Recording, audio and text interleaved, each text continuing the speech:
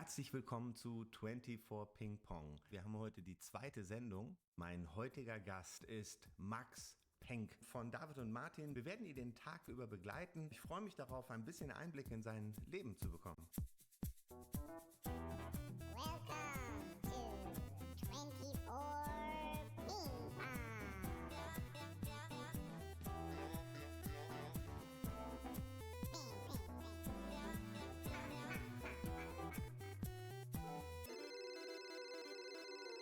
Auf unseren heutigen Gast freue ich mich total, Max Penck von David und Martin. Wir erwischen ihn, glaube ich, in Berlin, aber dazu kann er uns gleich selber ein bisschen mehr sagen.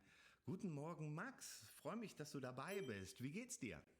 Guten Morgen aus Berlin, lieber Armin. Ja, mir geht's sehr gut. Ich bin hier heute auch schon unterwegs, wohne in Berlin und arbeite viel für München. Daher ist die Kommunikation viel von zu Hause aus. Heute bin ich aber ein bisschen unterwegs, weil ich noch einen Partner treffe, mit dem wir ein Projekt zusammen gemacht haben.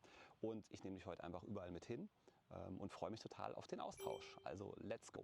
Ich bin jetzt auch inzwischen im Büro angekommen. Erwisch dich unterwegs. Das klingt so, als würde bei dir auch sehr stark das Private und das Berufliche miteinander verschmelzen. Ja, Berufliches und Privates vermischt sich bei mir schon oft. Das ist aber auch ganz gut, da bin ich auch ganz dankbar, wenn da die privaten Interessen auch beruflich zum Einsatz kommen können. Zum Eingrooven. Wir haben es ja noch früh.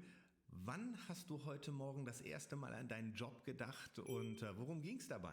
Also ich bin ja ein großer Technik- und Musiknerd. Letztes Wochenende waren wir auf dem Purukaville Festival. Das war auch das, woran ich heute Morgen als erstes gedacht habe. Der erste Termin gerade war eben halt ein Auswärtstermin mit einem der Partner, mit dem wir dort vor Ort waren.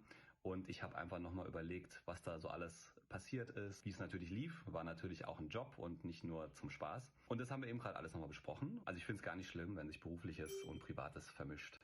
Du als Musiknerd, was war der beste Gig bei Purukaville?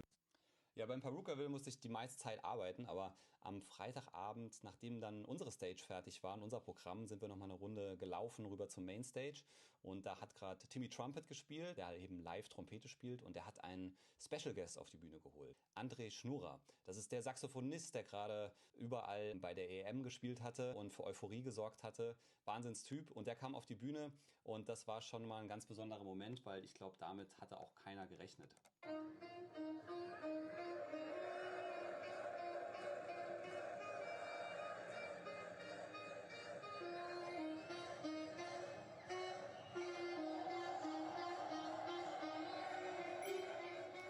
Das Thema Innovation ist ja für dich gerade das zentrale Thema. Du kommst aber eigentlich aus dem Bereich Film und Fernsehen.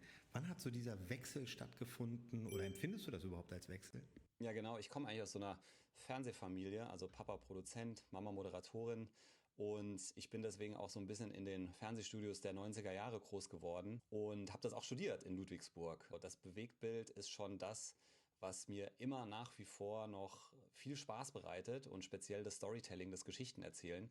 Und das ist heutzutage auf den sozialen Medien ja nicht anders. Ja? Also früher haben wir mit dem Fernsehen Millionen von Menschen erreicht und heutzutage passiert das halt eben im Internet und auf Social Media. Das heißt, diese Welt der Technologien, Innovation, die hat sich eigentlich ganz organisch verschmolzen mit der Bewegtbildwelt. Diesen Wandel habe ich auch gerne mitgemacht und habe auch immer gerne ausgelotet, was für Geschichten kann man erzählen eben mit den Möglichkeiten der neuen Technologien.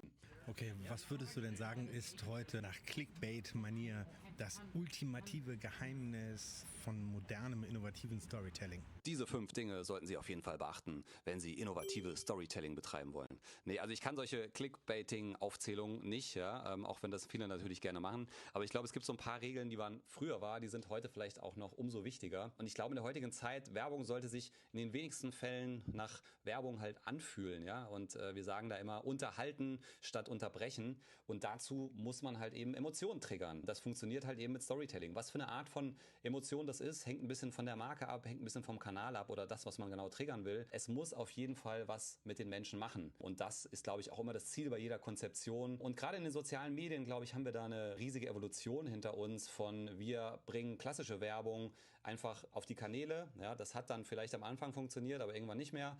Dann haben wir angefangen mit Influencern zu arbeiten, machen wir natürlich immer noch im großen Stil, aber auch da muss man gucken, wie kann man die Glaubwürdigkeit und die Authentizität weiterhin bewahren. Also auch hier geht der Trend auch immer weg von dem Polished Look, noch mehr Mensch, noch mehr Glaubwürdigkeit, noch mehr Authentizität. Gibt keine sehr gute Antwort dafür, aber bestimmt viele Antworten auf deine Frage. Stell dir vor, du begegnest dir selber in einem Paralleluniversum und hast einen komplett anderen Job. Was machst du? Ich würde mich fragen, was machst du denn hier und was für einen Job hast du denn überhaupt und wie bist du dazu gekommen? Das wäre aber schon ein ziemlich weirder Moment, aber ich fände es ganz geil. Okay, dann stelle ich die Frage nochmal anders. Welchen Job hättest du, wenn du nicht deinen Job von heute hättest? Ah, das meinst du, ja. Also entweder wäre ich weiter in die Informatik gerutscht und würde jetzt bei irgendeinem Softwareunternehmen arbeiten. Oder ich wäre weiter beim Fernsehen geblieben und würde jetzt vielleicht bei einer Fernsehsendung arbeiten oder einem Fernsehsender. Oder dritte Möglichkeit, ich wäre meiner großen Leidenschaft dem Fliegen gefolgt. Liebe die Luftfahrt und liebe alles, was mit Fliegen zu tun hat. Bin auch selber Fallschirmspringer und hätte vielleicht dann die Pilotenausbildung gemacht. Fallschirmspringen würde, glaube ich, schon ziemlich viele begeistern. Kommen wir zu deinem jetzigen Job zurück. Rubrik High Five. Wem würdest du heute High Five geben? Wer hat heute einen geilen Job gemacht, dem du gerne danken würdest? Shoutout und High Five an einen Dienstleister aus Amsterdam. Ich kann leider nicht sagen, wer das ist, aber der hat mir gerade eine Präsentation gegeben über eine neue Technologie, die praktisch virtuelle Welten mit der Realität verschmilzt. Und das war sehr, sehr beeindruckend. Und er hat das alles live gemacht und hat mir das auch live gezeigt in seinem kleinen Studio. Und sowas liebe ich ja. Also Leute, die nicht nur erzählen, man könnte, man sollte, sondern wirklich hands-on zeigen, das geht. Und es war auch ein super nicer Typ. Insofern, das sind auch die Momente, warum ich meinen Job liebe, wenn man einfach neue Sachen sieht, die man noch nie erlebt hat vorher. Also dafür Shoutout an Robin. Mensch, jetzt wollte ich dich fragen, was für dich ein erfolgreicher Tag ist, aber jetzt hast du es eigentlich schon gesagt. Dann möchte ich gerne den heutigen Tag und damit auch 24 Ping Pong für heute abschließen mit direkt 2 Fragen, die ich auf einmal stelle. Und zwar das erste: Was war der beste Rat, den du in deinem Job bisher bekommen hast? Ja, Ratschläge habe ich viele bekommen, aber einer, der mir immer mal wieder im Kopf ist Choose Your Battles. Also lass dich nur auf die Kämpfe ein, die du auch wirklich gewinnen kannst und die es sich lohnt zu kämpfen gilt, weil vieles hat man einfach auch nicht in der Hand bei schwierigen Projekten und ich glaube, da muss man sich regelmäßig dran erinnern.